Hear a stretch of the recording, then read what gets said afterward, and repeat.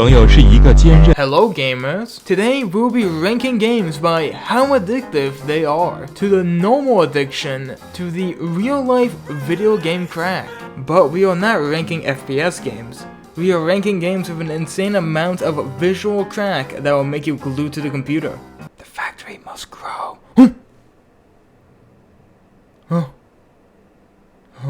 Most people watching this video had a video game addiction at some point. That being one game or multiple. There are a lot of video games out there, so I made a teeny weeny list of games I like, and I put them into a tier list to F to S. Starting with F, we have Castle Story. A lot of you probably don't even know what Castle Story is, because it's a very, very old game that got discontinued a long time ago. The game was about these yellow fat people fighting these rock guys. My soldiers push forward! My soldiers scream out! My soldiers rage! There were modes like Sandbox, Conquest, and Invasion. I'm jumped! You had to make weapons, build castles, and kill the lesser race. The building in this game was very fun, and I've never seen another game do building like this before. But due to the company failing and leaving this game to die without any new content, really just, you know, killed the game. But it can still be pretty fun. Next up, Minecraft. Do I even have to, like, talk about this? Everyone knows Minecraft, right? Minecraft with mods or without mods can be a ton of fun. We all had that 2-week Minecraft phase. Seeing your world slowly evolve is just fun. It's simple. Next, one of my favorite activities, making cults. Cult of the Lamb. This game is pretty much just Animal Crossing, but cults. The game has a ton of free content and also a giant DLC coming this way, which I will be playing when it comes out. The game is pretty much just making a cult about this guy and killing the other guys that he doesn't like. You collect people in your cult like Pokemon pretty much. You need people to do fun activities and events.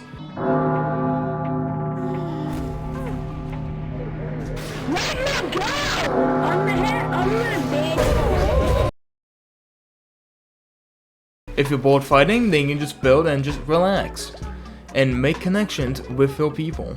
Or you know, you can just do what I did and kill them. The progression in this game is pretty fun with a big tree of skills and buildings you can unlock. And to customize your village and people. Yes, kid. How good is that, dude? Okay, this next game is extremely niche. I don't think a single person that watches my videos knows this game. It's called Empires of the Undergrowth.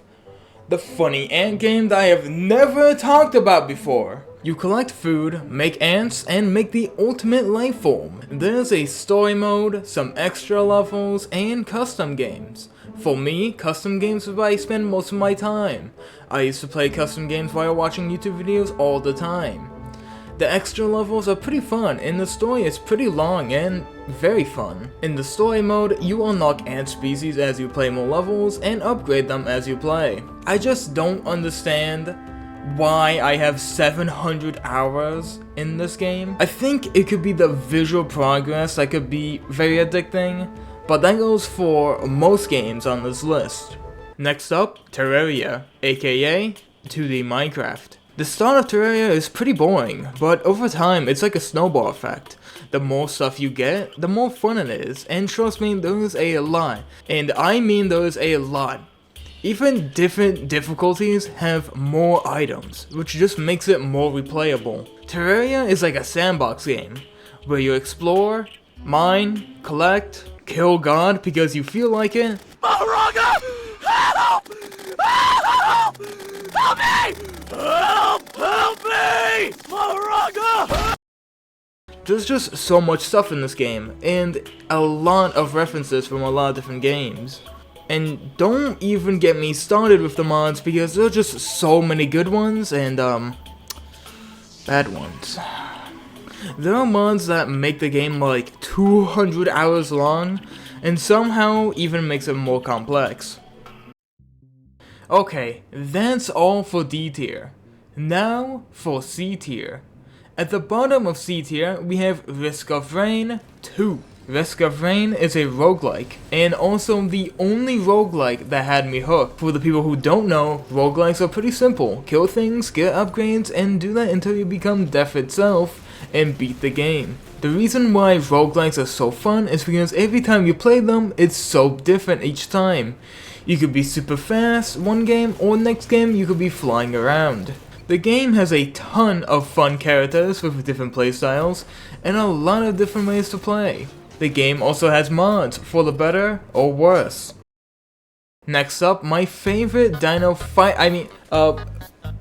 building park simulator. Jurassic World Evolution 2. Make dinos, get that cash, and do dumb stuff. If you have dino autism like me, then you'll spend hours without knowing that your parents left you. So dumb. However, the story mode in this game is boring. It sucks. And the free play is a lot more fun. The first game's story mode was a lot more fun than the second one, mostly because they gave you a lot more freedom to do things and not telling you what to do. However, the game still gives you enough freedom to do a little bit of trolling if your visitors give a bad rating.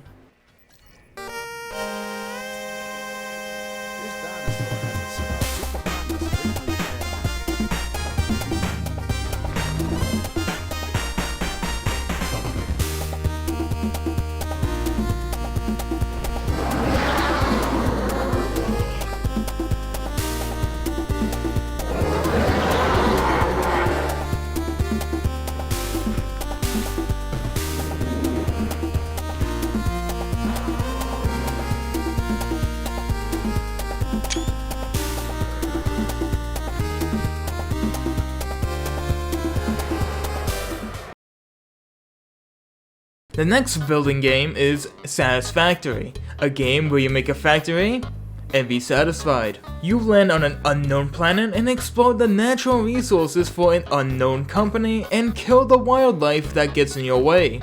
That's pretty much it. A simple factory building game. However, there is one other factory game that is better. Now for the last game on this list, Ultra Kill. I don't even have to say anything, I'm just gonna show you why.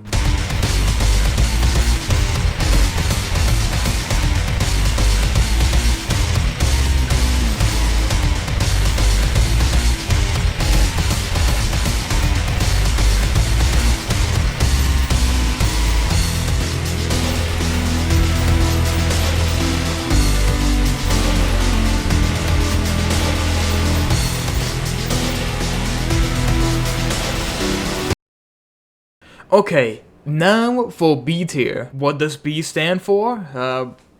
Big games. Yeah. At the bottom of B tier, we have another dinosaur game. The Isle. The Isle is a game where you play the dinosaur and need to survive. But why is it so addictive? All you do is eat, drink, and not die. That's all. The main reason why it's so addicting is because if you die, you fully restart. The game is hardcore and not for the weak. When I made my Isle video, I spent almost 100 hours in that game within like 2 weeks, which is just crazy.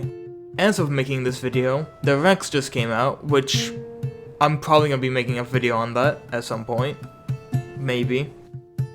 Okay, you know what is a good survival game? Subnautica. Subnautica is one of the most unique survival games I've ever played, and the progression of the game is just so fun, and the story, the fish, and the scary stuff is just really good. The world of Subnautica is fun to swim around, and the environment is just beautiful. For the most part, the progression is simple and addicting. Speaking of Subnautica, go watch my Subnautica video, it's pretty cool. I'm not asking. Speaking of the ocean, we have Sea of Thieves next up.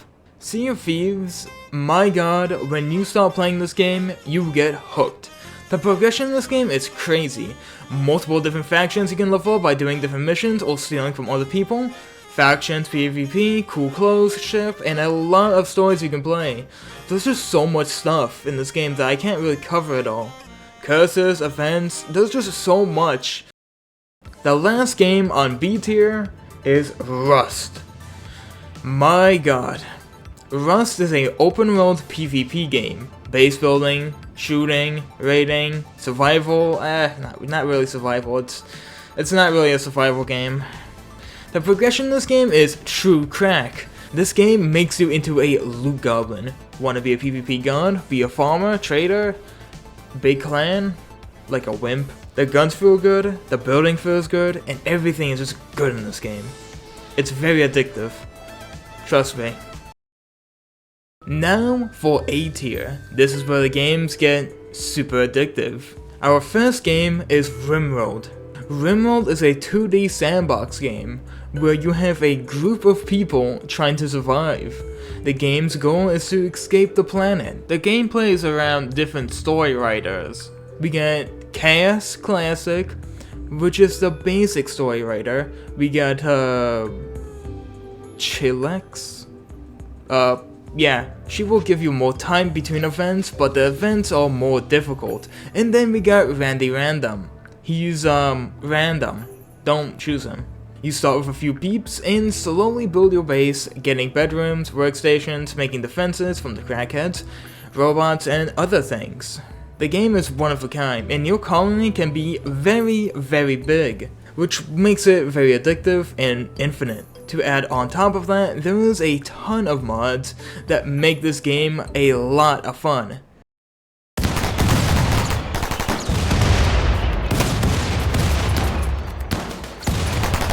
For the second game, it's Ark. Yeah, I know, another dinosaur game, and I know some people are not gonna agree with me on this one, but this game is just fun and simple. For the people who don't know, Ark is a survival game where you as a human tame dinos in order to survive, which is pretty cool. Ark and many of these games on this list are very fun when you first start playing them. Ark's progression is kinda strange. There's a lot of different ways to start a game. There's a lot of different dinos you can tame, and there's a lot of DLC maps that can be added.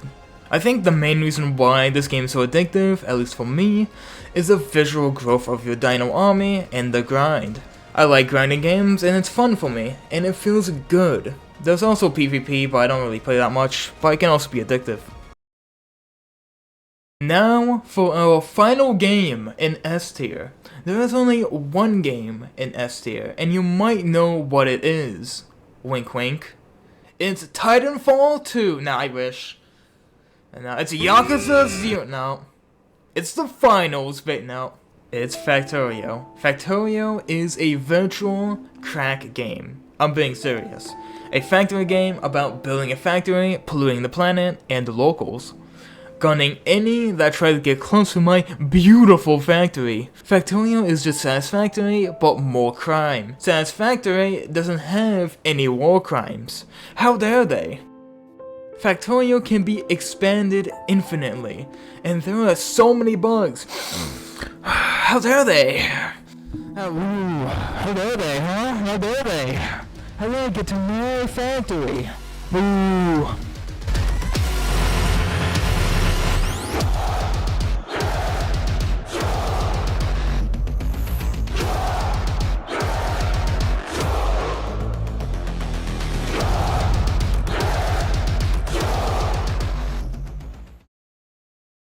Okay, before you leave, I just wanted to say a few things.